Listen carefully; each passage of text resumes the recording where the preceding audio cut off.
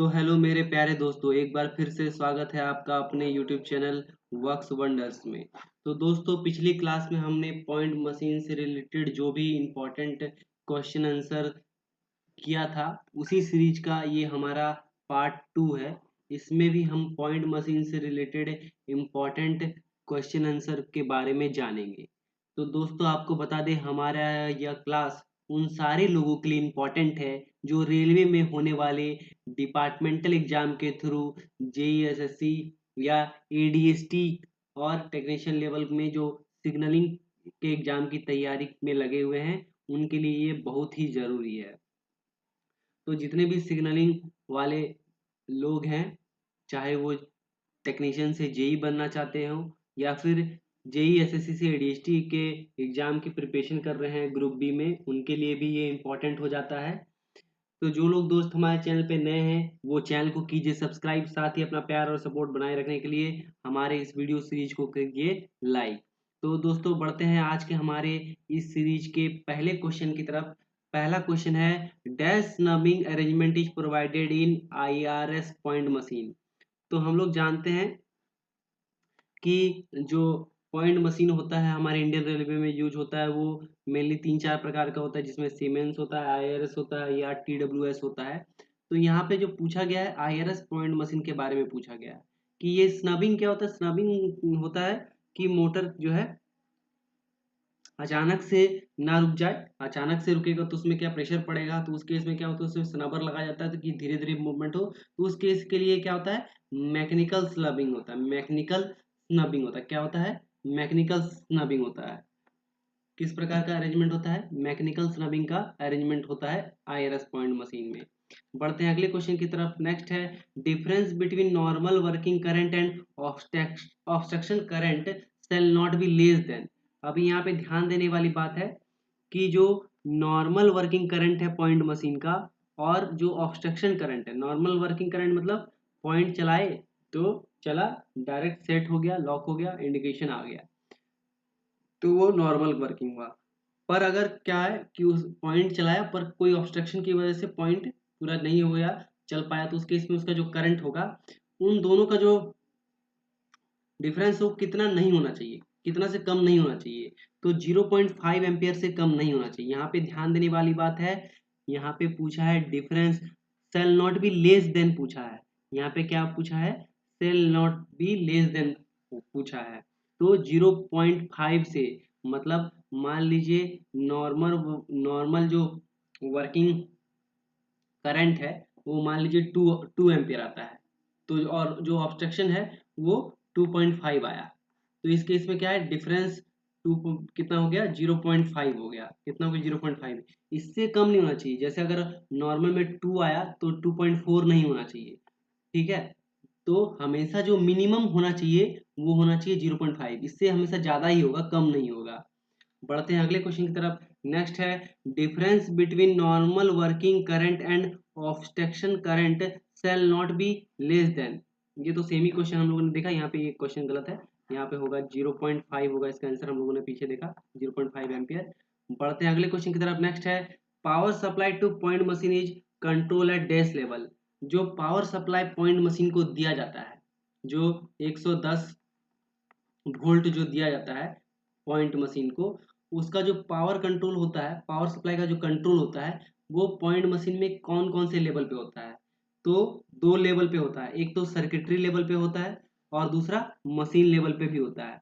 Machine में भी क्या होता है, एनडी,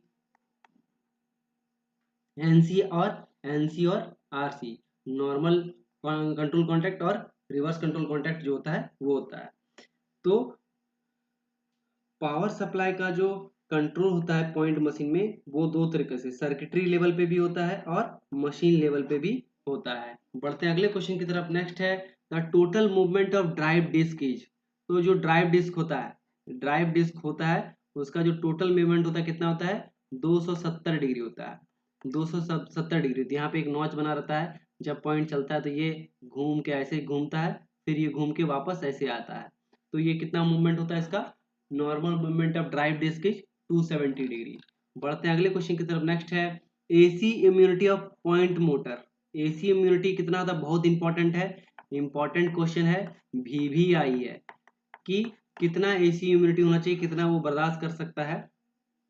160 वोल्ट एसी, कितना एसी पॉइंट एसी ह्यूमिडिटी होता है पॉइंट मोटर का, 160 वोल्ट एसी। 160 वोल्ट एसी जो होता है वो पॉइंट मोटर का इम्यूनिटी होता है। बढ़ते हैं अगले क्वेश्चन की तरफ। नेक्स्ट है दोस्तों RPM of point motor. Point motor का आरपीएम कितना होता है? 1700 आरपीएम। पॉइंट मोटर का जो आरपीएम है मतलब रिवॉल्यूशन पर मिनट, एक मिनट में कितना बार घूमता है? तो 17 बार घूम सकता, 1700 बार घूमने का वो आरपीएम होता है पॉइंट मोटर का, घुमाने का कैपेसिटी होता है 1700 आरपीएम, 1700। बढ़ते हैं अगले क्वेश्चन की तरफ। नेक्स्ट है SEA30। कौन सा तेल डाला जाता है पॉइंट में? SEA30 डाला जाता है। तो SEA30 जो गियर ऑयल होता है जो डाला जाता है पॉइंट मोटर में, वो कितने दिन में एक बार डाला जाता है? तो 6 महीने में एक बार। SEA30 जो गियर ऑयल होता है वो 6 महीने में एक बार पॉइंट में डाला जाता है। बढ़ते हैं अगले क्वेश्चन की तरफ। नेक्स्ट है the stroke of low stroke point machine. Low stroke point machine मतलब IRS और सीमेंस टाइप जो होता है वो लो स्ट्रोक पॉइंट मशीन है। इसका जो स्ट्रोक होता है वो कितना है? 143 mm। जबकि TWS पॉइंट मशीन का कितना होता है? 220। TWS पॉइंट मशीन का कितना होता है? 220 mm। TWS पॉइंट मशीन का कितना होता है? 220 mm। बढ़ते हैं अगले क्वेश्चन की तरफ। नेक्स्ट है point is set and lock in reverse position. क्या बोला गया है यहाँ पे? ध्यान देने वाली बात है, पॉइंट को चलाया और पॉइंट क्या हुआ? रिवर्स डायरेक्शन में सेट हो गया। तो उस केस में कौन से कॉन्टेक्ट मेक होंगे? तो कौन कौन से कॉन्टेक्ट मेक होंगे? RD और NC, रिवर्स डिटेक्शन और नॉर्मल कंट्रोल। रिवर्स डिटेक्शन, जब भी पॉइंट क्या है रिवर्स डायरेक्शन में सेट होगा तो उस केस में रिवर्स डिटेक्शन मेक होगा और नॉर्मल कंट्रोल होगा। नॉर्मल कंट्रोल क्या करता है? पॉइंट को रेडी रखता है नॉर्मल डायरेक्शन में चलाने के लिए। नॉर्मल डायरेक्शन, नेक्स्ट ऑपरेशन में जो नॉर्मल डायरेक्शन में मूवमेंट होगा वो NC कॉन्टेक्ट के थ्रू ही होगा। बढ़ते हैं अगले क्वेश्चन की तरफ। नेक्स्ट है insulation resistance of point motor should be more than. अभी हम लोगों ने देखा था एसी इम्यूनिटी। एसी इम्यूनिटी कितना था? 160 वोल्ट एसी। एसी इम्यूनिटी कितना था पॉइंट मोटर का? 160 वोल्ट। यहाँ पे क्या पूछा गया है? Insulation resistance of point motor should be more than, कितना होना चाहिए? 10 मेगा ओम से ज्यादा होना चाहिए।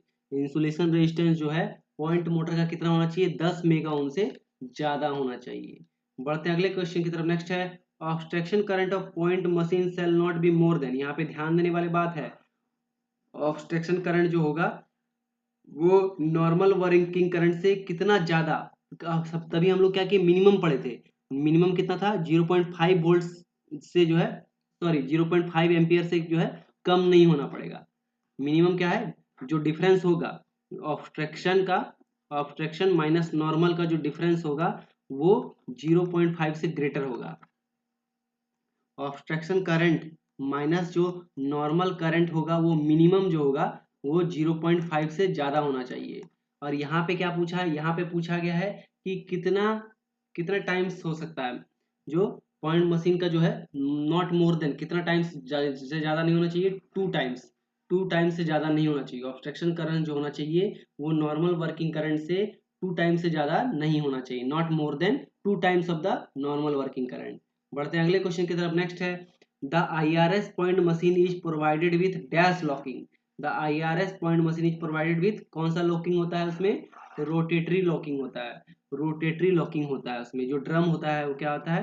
रोट मूवमेंट करता है, रोटेशन मूवमेंट करता है, रोटेटरी मूवमेंट करता है, घूमता है और उसी से क्या करता है उसमें साइड में लॉकिंग रहता है, वहाँ लॉक हो जाता है जाके। तो यहाँ पे पूछा गया IRS पॉइंट मशीन में कैसा लॉकिंग दिया जाता है? तो रोटेटरी लॉकिंग दिया जाता है।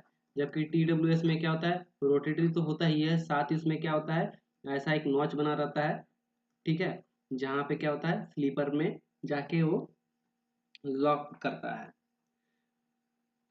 बढ़ते हैं अगले क्वेश्चन की तरफ। नेक्स्ट है the leading stretcher bar is to be fixed at dash mm from the toe. यहाँ पे क्या पूछा गया? लीडिंग स्ट्रेचर बार जो है वो कितनी दूरी से टो से, टो क्या है यहाँ पे क्या है?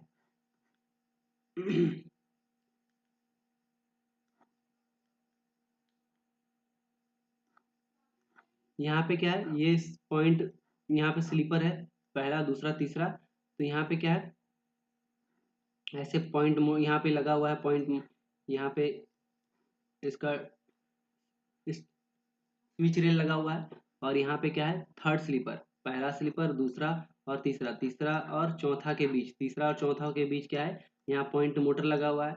तो यहाँ पे जो लीडिंग स्ट्रेचर बार लगा होता है, लीडिंग स्ट्रेचर बार लगा होता है, वो टो से, यहाँ से टो से उसका डिस्टेंस जो है कितना होता है, टो से उसका डिस्टेंस जो है कितना होता है, 470 mm। कितना होता है, 470 mm, 470 mm होता है। लीडिंग स्ट्रेचर बार का जो डिस्टेंस होता है फ्रॉम द टो 470 mm होता है। बढ़ते हैं अगले क्वेश्चन की तरफ। नेक्स्ट है, the point motor is fixed on dash sleeper. तो तीसरे और चौथे स्लीपर के बीच पॉइंट मोटर जो है तीसरे और चौथे स्लीपर के बीच जो है फिक्स किया जाता है।